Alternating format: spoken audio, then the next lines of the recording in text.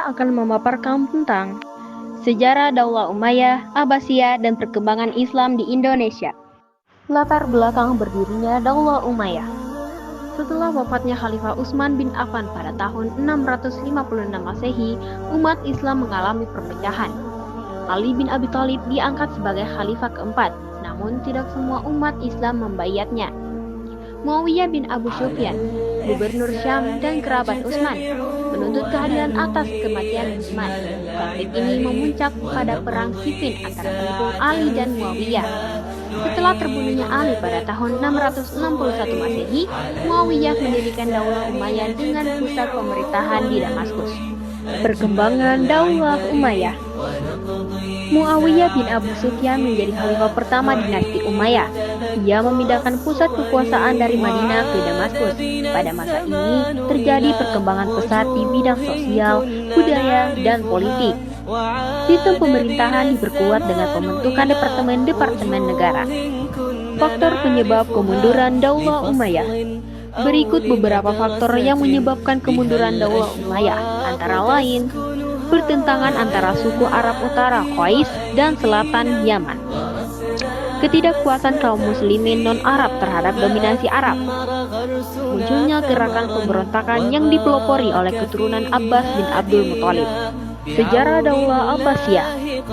Daulah Abbasiyah didirikan pada tahun 750 Masehi oleh Abu Abbas As-Safa, keturunan dari Abbas bin Abdul Muthalib, paman Nabi Muhammad SAW. Pusat kekuasaan dipindahkan ke Baghdad. Pada masa pemerintahan Khalifah Harun al-Rasyid dan al-Maknum, terjadi masa keemasan ilmu pengetahuan dan kebudayaan Islam. Perkembangan ilmu pengetahuan pada masa Daulah Abbasiyah. Pada masa Abbasiyah, ilmu pengetahuan berkembang pesat. Pusat-pusat kegiatan ilmu pengetahuan muncul di Hijaz, Irak, Mesir, dan Syam. Ilmu-ilmu yang berkembang meliputi tafsir, hadis, fikih, ilmu kalam, filsafat, dan ilmu alam. Khalifah Al-Ma'mun mendirikan Baitul Hikmah di Baghdad sebagai pusat penerjemahan dan pengembangan ilmu pengetahuan.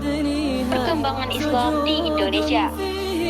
Terdapat 3 teori utama mengenai masuknya Islam ke Indonesia. Yang pertama, teori Gujarat. Islam masuk melalui perdagangan dari Gujarat, India pada abad ke-13. Yang kedua, teori Mekah. Islam masuk langsung dari Arab pada abad ke-7 melalui jalur perdagangan.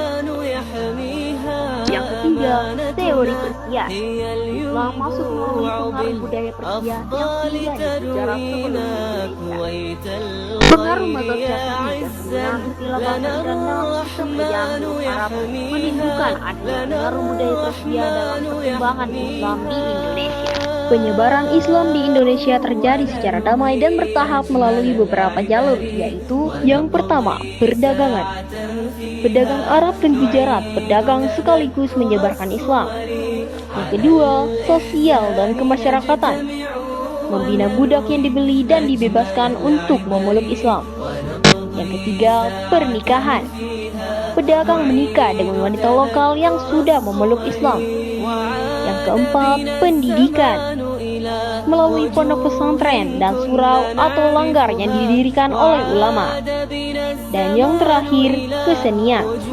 Melalui kesenian lokal seperti wayang kulit dan gamelan. Berikut tokoh-tokoh penting dalam penyebaran Islam di Indonesia antara lain adalah Syekh Burhanuddin dari Sumatera Barat, Maulana Malik Ibrahim dari Jawa Timur, Wali Sanga dari Jawa Tengah, Fatahillah dari Sunan Gunung Jati, Jawa Barat, Datuk Bandang dari Sulawesi Selatan, Syekh Mansur dan Maulana Hussein dari Maluku Utara.